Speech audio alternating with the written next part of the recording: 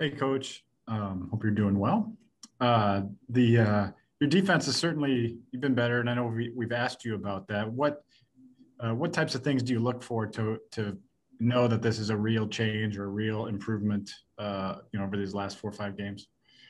Yeah, I think the only thing really to look at is consistency. It's consistently been better, and you want it to continue. Uh, but it also comes down to rebounding. So you got to start. It starts with transition defense, and then it goes to ball screen defense, and then guarding dribble penetration. But that rebounding, that first miss, is critical. And we'll be challenged in a big way with Michigan, the way they offensive rebound.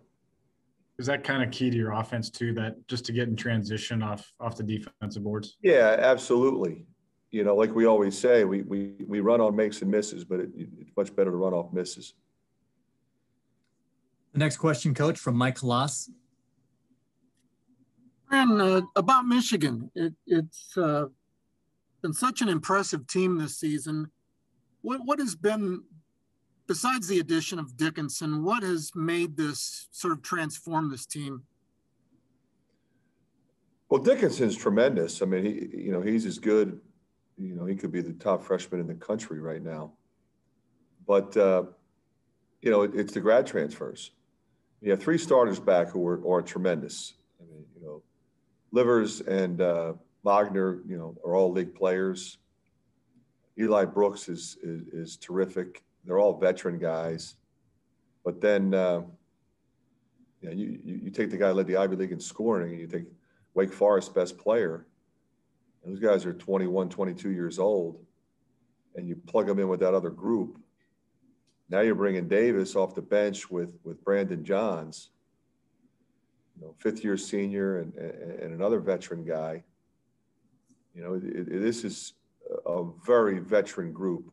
They don't make mistakes. They don't turn it over. They really do a great job sharing the basketball. They got a lot of guys scoring, but they move it, they share it, and they defend. The next question from Don Doxey. Yeah, Fran, I wanted to ask you specifically about Dickinson, what kind of problems he's going to present for Luka, and what kind of matchup you see that as. Yeah, he's one of the best centers in the country. So, it's always going to be a challenge for Luka. He's good in a low post. He's a good passing big man. He runs well. He's physical.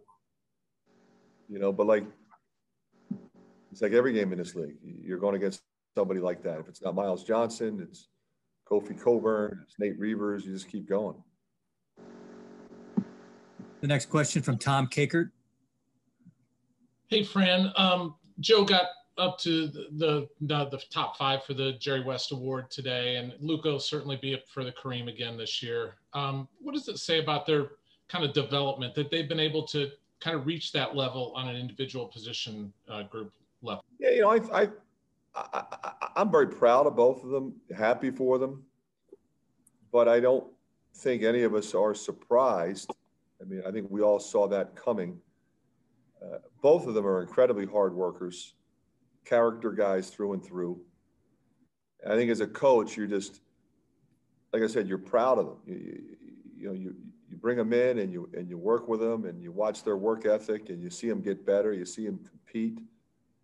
You see how important it is to them. And then, to be recognized on a national level is something that, I think makes all of us happy to see. But, the key for both of them, and they would both tell you this, is not to be satisfied. We're still hungry. The next question, Coach, from Jarek Andreski. Hey, Coach. Your team this year came in with its highest ranking, I believe it's had since the 50s. And now that we're sort of in the final stretch of the year, how would you say your team has handled maybe the added pressure of being one of the elite teams in college basketball? And what's your role as a coach to sort of help them with any sort of pressure that may come with that? Yeah, I think, I don't really look at it as pressure. You could be right. I mean, they could feel some pressure because of the questions they get all the time. But, we just have a healthy respect for this league and who's in it.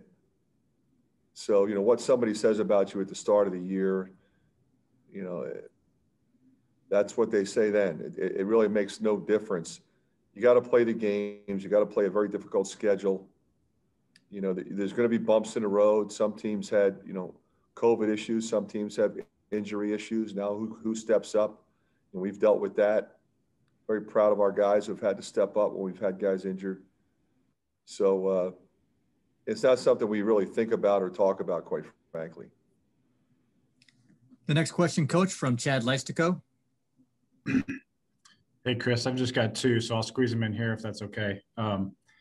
The first one would be, did you make a decision on whether you'll come back after the Michigan game? And yeah, we're going to come back. What were the pluses and minuses there? What led you to that last part? There's a lot that goes into it. We just feel like, it's better to do it this way, better to be here. Okay. And then I guess, 71.3% from the line isn't horrible, but I personally thought it would be higher this year for you guys. Have you seen anything? Do you need to work on free throws more? I mean, do you see that as a little bit of a red flag? Anything you've noticed there on free throw shooting? No, we got a couple of guys who are a little bit lower than what you would expect. We just got to get those guys to the line a little bit more. I think the more they shoot, the better they'll get. Next question, Coach, from Mike Halas. Fran, I know there's a lot of different ways to get to Big Ten head coaching jobs, but you don't see too many guys go from the NBA to the Big Ten. Well, how is Juwan Howard, in your eyes, adapted to it so quickly and have a team playing so formidably? Yeah, I mean, he's got a terrific background. I don't think he would have taken any other job but the one he's got. Not that he wouldn't have been a candidate for one.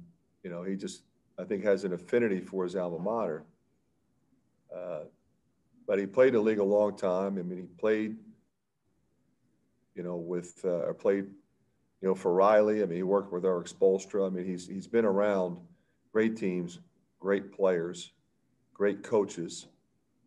So he's a lot to offer. And I think he's real happy where he is. So, I don't think anybody should be surprised when you look at his resume that he's done well there. You could say a lot of really nice things, but the reality is, if you were to ask him, I think he would probably have expected that of himself. Because, I mean, he put the time in this business, to be ready when his coaching opportunity came, and he's proven that he was. The next question, Coach, from Don Doxey.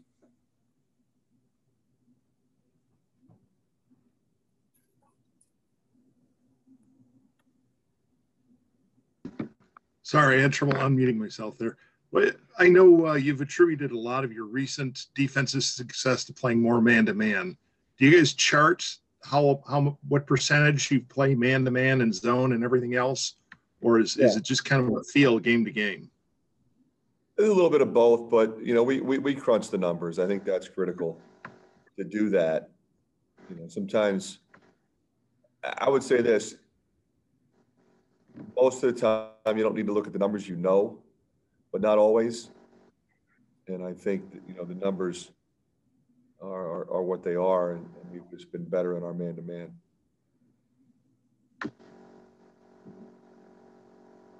Any other questions for Coach McCaffery? All right, Coach. Yeah, Luka, I know you and Hunter kind of boost each other up on Instagram, and you guys kind of have a relationship going back to DMV. What's that kind of relationship like, and how excited are you to take on the challenge of him? Yeah, no, I mean, I've known Hunter since, we were both little. Obviously, he's younger than me, but, we both played for Team Takeover. And, even when I was a senior, when we were playing 17U, we would practice against his team because his team was, probably one of the best takeover teams there's been. Guys like Jeremy Roach and other people who are doing really, really well. So, yeah, no, I've known him for a while. We've always, worked out against each other and battled. and played in practice and stuff like that. So, it's really impressive to see what he's done so far. But, I think anybody from the DMV would have told you that was going to happen. He's been very elite for a while. The next question from Tom Kakert. Look, how are you viewing this week? Real opportunity for you guys on a national stage against the number 3 and number 4 teams in the country. I think these are 2 opportunities, for us to get a lot better. We're playing in, at 2 of the best teams in the country. 2 of the best offenses. It's really going to test our defense, and I think that's the biggest thing for us is to continue this consistency on the defensive end that we've had in these last couple games. The next question, Luca, from Don Doxey. Yeah, Luca, I know you worked with Hunter a lot just last spring during the pandemic. What kind of stuff did you guys do, and how often did you do that? I think, we definitely worked out a lot. I also worked out a lot with Jalen Smith. So it was kind of, one or the other. And during the time I was back home, but, I think, he's a guy who, he's great in the post, but has nice touch, has a nice jumper, his ability to stretch it out as well. And I'm similar in that way. And so, working on our games with our, head coach from our AAU team, Keith Stevens. So, we're just, battling, sometimes playing, ones or whatever the case may be. But, we definitely got some, good work in against each other. But, it's been awesome to see what he's been able to do so far in his career. The next question, Luca, from Mark Emmert. Yeah, Luca, I assume that since Jordan got the assist on your record-setting basket, you're going to get the basket on his record-setting assist. Have you guys worked that out? No, we haven't, but that would be special. Hopefully it works out that way. But I think he'll take it any way it comes. What's it been like to play with him for these last 3 years? 4 years. It's been amazing. I think he's taught me so much. He's helped me a lot, and especially when I was a freshman, and just growing together through having 14 and 19 season to becoming an NCAA tournament team, and obviously now one of the best teams in the country. It's been a journey, and it's been a pleasure to have him, at the helm at the point guard spot. And he's done such a good job over his career finding people, but also being able to find himself and score the ball, and it's been impressive to say the least. So, I'm very lucky, like I always say, to have the teammates that I do have, and Jordan Bohannon is one of those guys who I've been really lucky and fortunate to play with. Look at the next question from Destiny Cook. Hi, Luca. I just had a question. So, I found that there was a rise in mental health concerns in student athletes, especially during COVID. So I just wanted to know if you noticed any of your teammates being affected by the balance of being a student athlete while handling this pandemic, just being mentally exhausted with classes, game schedule changes, and pandemic procedures within the program. Yeah, that's a terrific question. I think, it's been the hardest year in terms of, like you said, student athletes having to deal with, the mental health aspect of the game. We don't have the normal, balance of our lives that we usually do. And while being concerned about COVID and trying to be, as healthy as you can be and control what you control and being ultimately focused on, individual team and your success. It's definitely been, a different year than any other for, all of us. There's, and it's been awesome to see our team just really, be able to come in every day and have a great mindset and focus on continuing to improve. And so I think I haven't really seen, too many negative, effects, in that aspect. But I think, a lot of guys are really, I think we've grown closer together through this. I think sometimes you'll have guys who are friends with other people outside of the program or regular students or whatever the case may be. But this year, you really can't. You have to be locked into, the people you're around, your social circle and all of that. And I think that's grown our team together more. And I think, as a team, if you go through something like this, I think it just kind of boosts, your ability to push through adversity. So I think everybody's mental health, from my standpoint, is in a really good spot. And I think we're continuing to improve that just, by being together and having fun.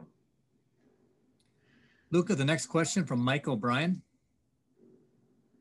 Luca, we've gone a couple months of playing in front of thousands of cardboard fans. I'm just curious, in practice or in games, I know your focus is somewhat on the court. Have any of those fans caught your eye?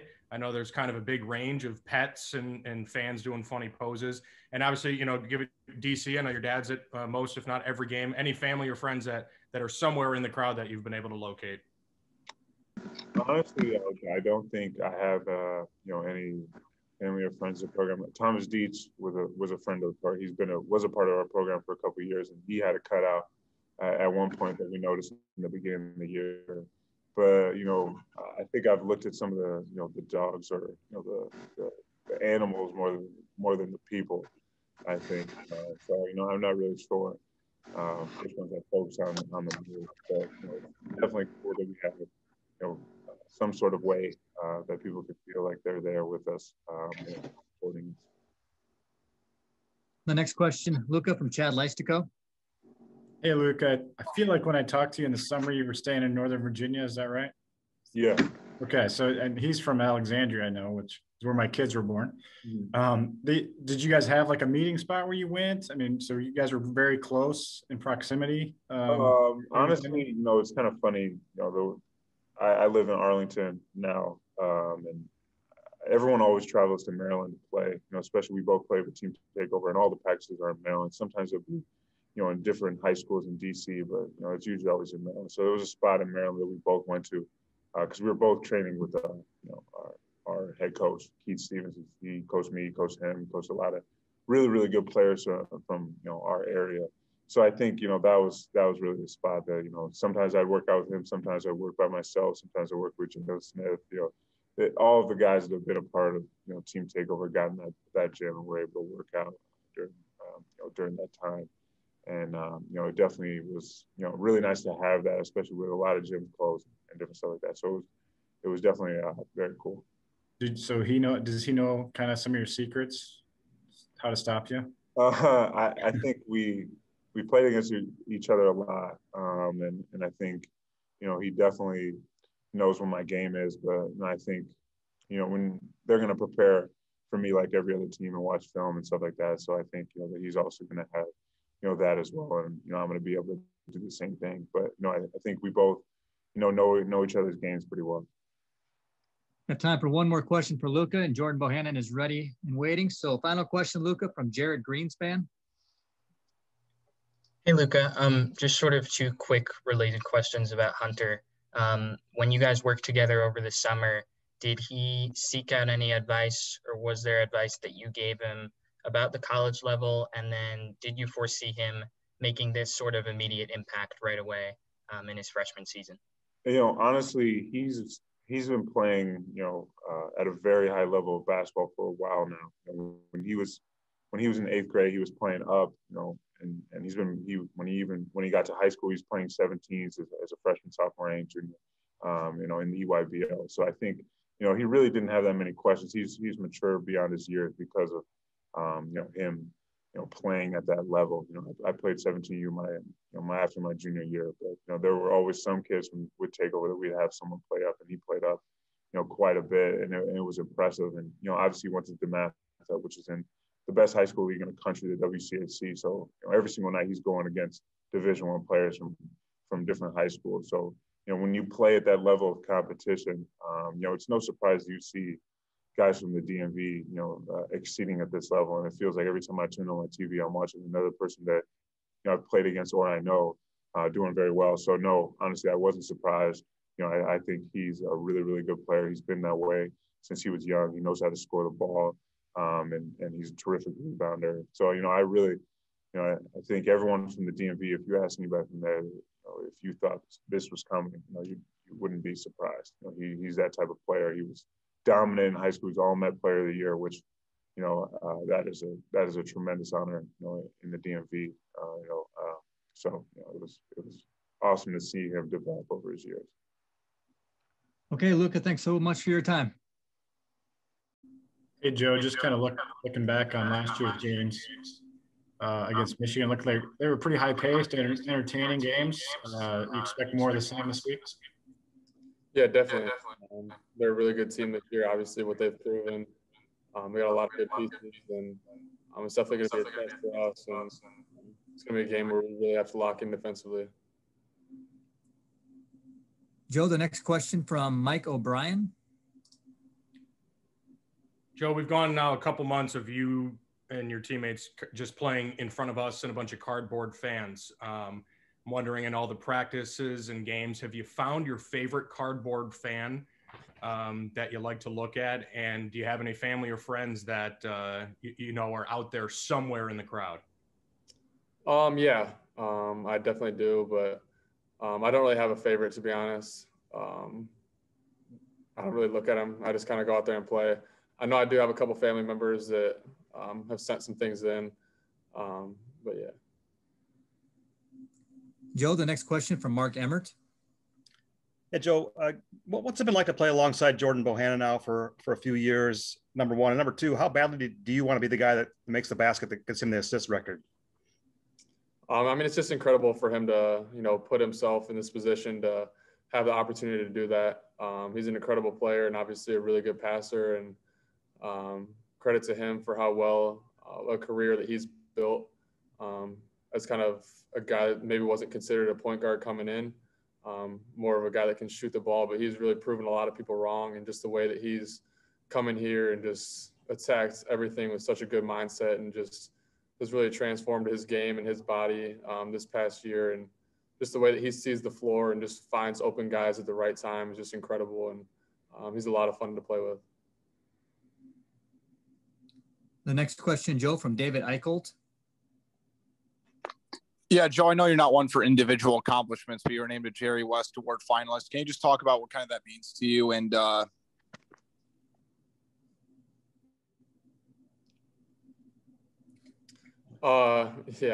it's definitely a great honor to be on that list. There's a lot of really good players that have their names in contention for that. So to be a guy that's in the top 5 is definitely a great honor. Joe, the next question from Chad Leistico. Hey, Joe.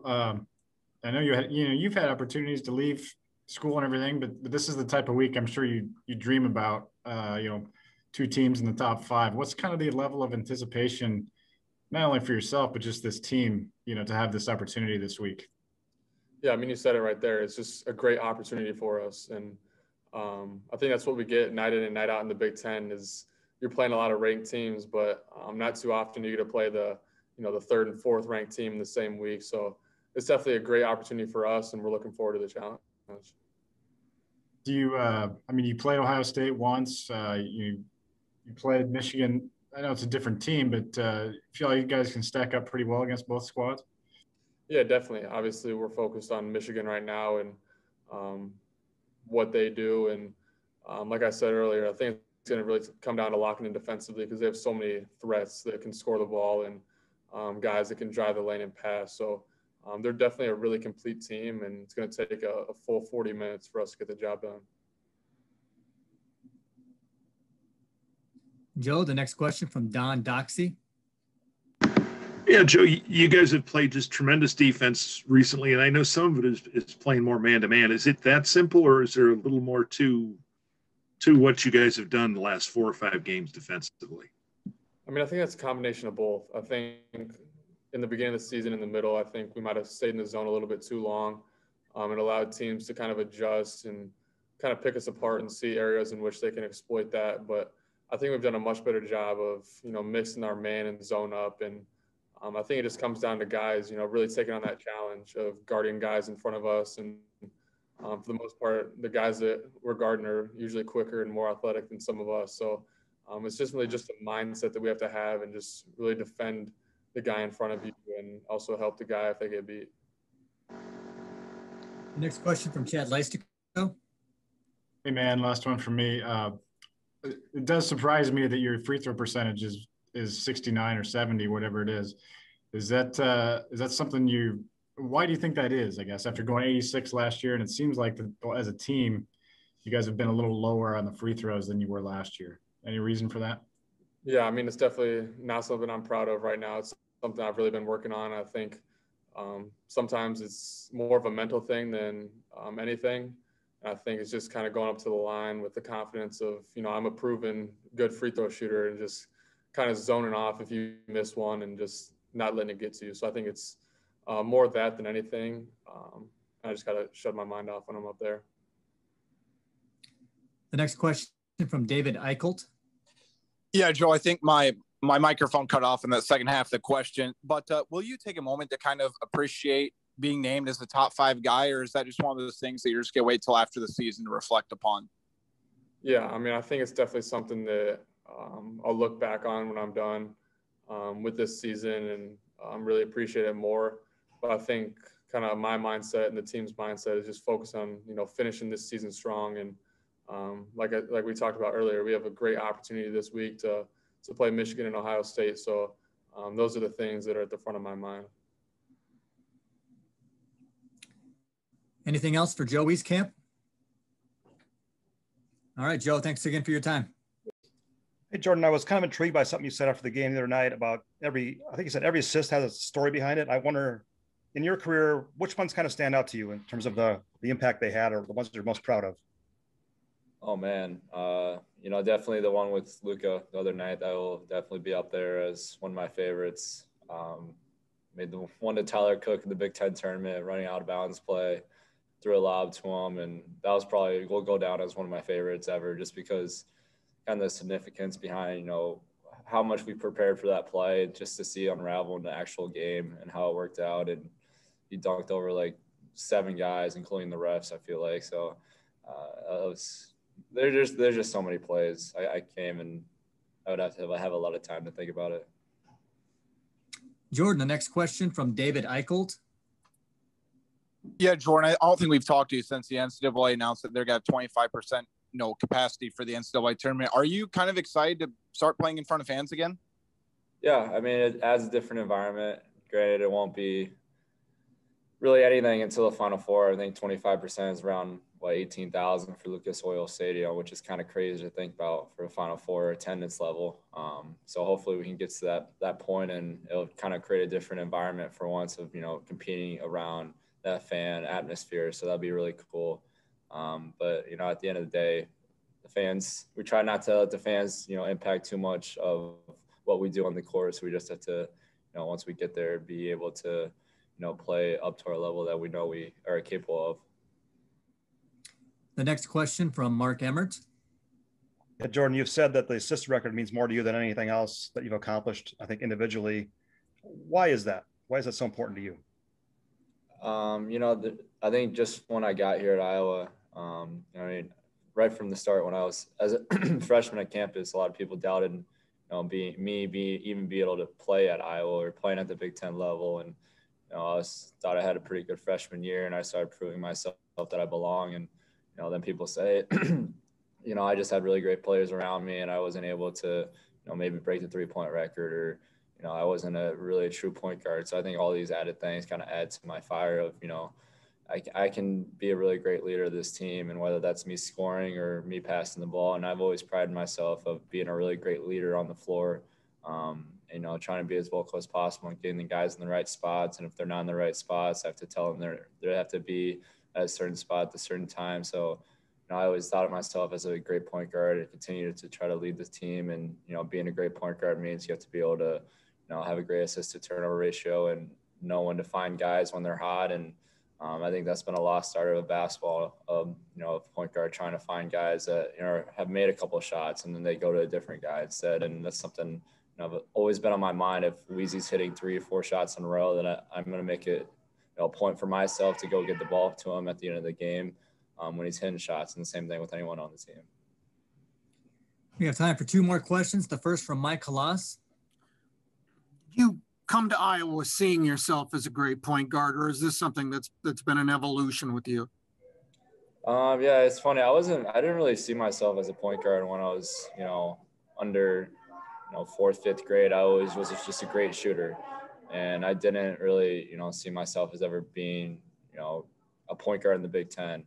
And then, my game started to progress, and I started working my ball handling even more as I grew up. And I slid over to the 1 when I was a high schooler, and I shot a lot when I was a high schooler because I always had the ball. And, I was like, well, this is pretty cool. If I always have the ball, I can get a lot of points. And, it worked out for myself in high school. And then when I realized when I got to college, I was like, I can do a lot more things with the ball, and setting teammates up and making them better, and all these guys around me. So I think my game really, it evolutioned across as I was, playing from fourth to, high school, then slid over to college. I think my game kind of just progressed in certain ways. And, I still consider myself as a scorer, but at the end of the day, my job is to get other guys the ball. And that's what I tried to do. The final question this afternoon, Jordan, from Chad Leistico. Hey, Jordan, coach said you're coming back between games. I know you mentioned that was your preference. Number one, happy about that. And number two, I guess you play the top five teams this week. What do you guys want to prove about yourself? Oh yeah, thank God we're coming back between the games. I was worried about that one. I wanted to get some sleep in my own bed, knowing that we'll be in Indianapolis for, about a year. So happy that we're coming home. But it's just a great opportunity for us to be able to show what we're capable of. We thought we had Ohio State at home, and we let that slip away. So we get another chance to them on Sunday, and then we play Michigan, one of the top teams in the entire country.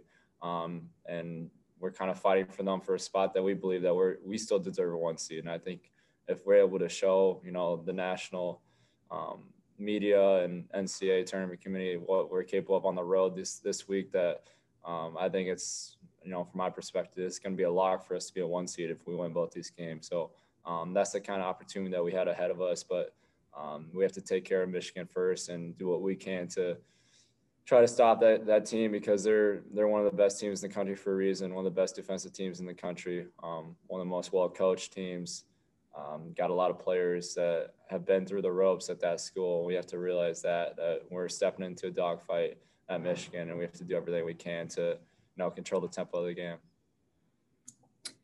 Okay, Jordan.